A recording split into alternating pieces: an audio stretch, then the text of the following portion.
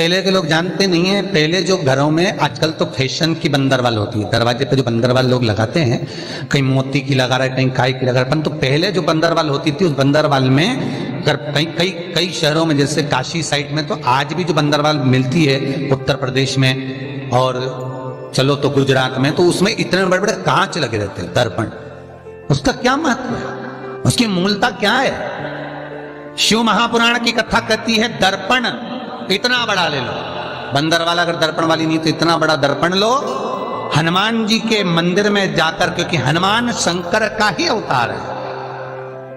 हनुमान जी के मंदिर में जाकर हनुमान जी के उल्टे पांव का थोड़ा सा सिंदूर, चरण का थोड़ा सा सिंदूर एक कागज में लेकर आ जाइए। और हनुमान जी के छोटे भाई, हनुमान जी 6 भाई हैं, उसमें गतिमान, हनुमान जी के छोटे भाई गतिमान का नाम लो और गतिमान का नाम लेकर उस दर्पण पर सिंदूर से त्रिशूल बना दो, सिंदूर से त्रिशूल बनाकर उस दर्पण को घर के बाहर, दर्पण का मुख बाहर की ओर, ऐसे बाहर की ओर मुख कर कर दर्पण को घर के बाहर या दरवाजे पर, बिल्डिंग पर, ऊपर जाली में, फ्रंट में कहीं पर भी उसको लगा दीजिए। महाराज केवल शंकर का स्मरण कर कर, गतिमान का नाम लेकर, हनुमान के उल्टे पांव का सिंदूर का त्रिशूल बनाकर जो दर्पण को लगा देता है, आपको 1 महीने के अंदर अंतर मालूम पड़ जाएगा कि पिछले जो महीने निकले हैं उस महीने का अंदाजा लगाना कि घर में लोग कितने बीमार पड़ते थे और इस दर्पण को लगाने के बाद बीमारी कम हुई कि नहीं हो कम तो ठंडा कर देना, क्या जाना है, पर करके जरूर देखना, विश्वास रखकर करोगे,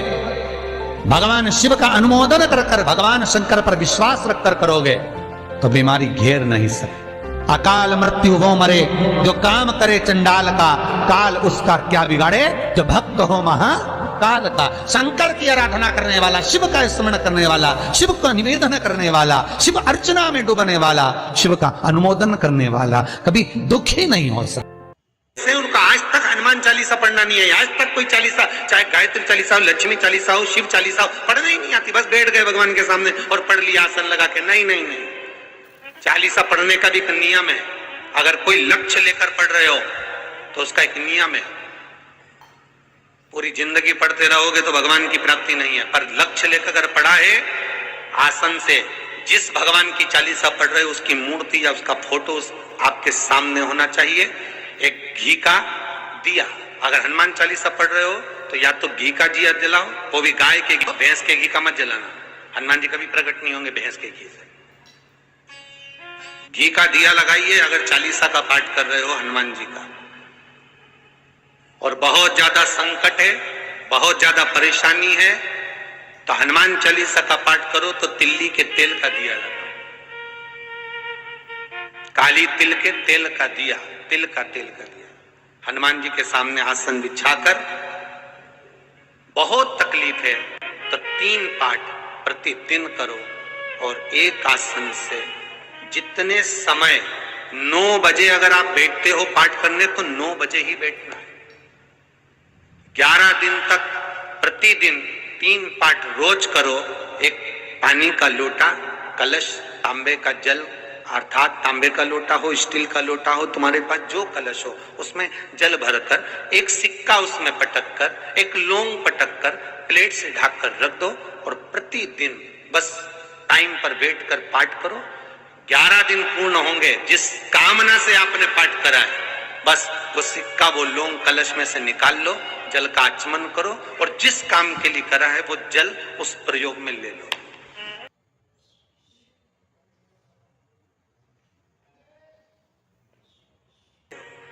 किसी से बात करने जाना है तो वो जल पी कर जाएंगे, कोई से हाथ मिलाना है तो वो सिक्का, वो लौंग अपने हाथ में रखें, अपने साथ रखें। श्री हनुमान जी महाराज का प्रागट्य हुआ। कोई व्यापार नहीं चलता हो, दिक्कत आ रही हो तो हनुमान जी के दूसरे नंबर का भाई गतिमान का स्मरण करो, हनुमान जी के उल्टे पांव का सिंदूर लाकर गतिमान का नाम लेकर स्वस्तिक बना दिया जाए व्यापार वाली जगह पर, तो व्यापार अच्छा चलने लगता है। महाराज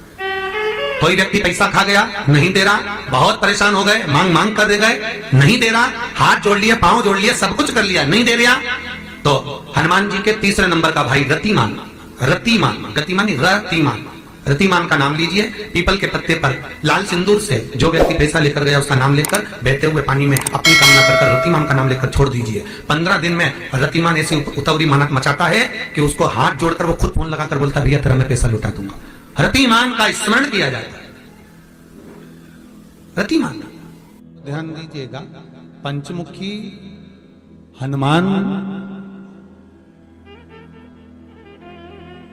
का एक स्मरण, पंचमुखी हनुमान का एक भाव। महाराज जैसे बहुत ज्यादा तकलीफ अगर व्यक्ति को हो गई है, बहुत कष्टमय जीवन चल रहा है, हार गए हर जगह से और तकलीफमय जीवन चल रहा है, तो पंचमुखी हनुमान का एक शिव महापुराण का और स्कंद पुराण का एक बड़ा सुंदर मंत्र है। उस मंत्र को आप सब एक बार हमारे साथ में बोलें। ओम नमो हनुमते रुद्र अवताराय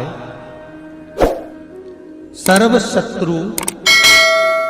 संहारणाय सर्व रोग हराय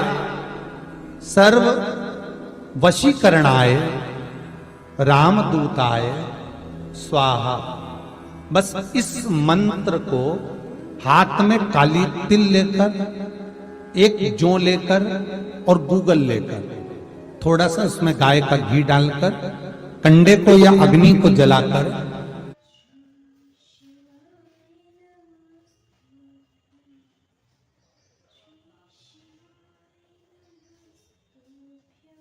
बार 21 बार जाप कर कर अपनी कामना कर कर छोड़ दीजिए। कैसा भी रोग हो, बीमारी हो, कष्ट हो, दुख हो, तकलीफ हो, 21 दिन के अंदर वो आनंद आना प्रारंभ कर देता है। इस मंत्र, स्कंद पुराण का, शिव महापुराण का यह मंत्र मूल पंचमुखी हनुमान।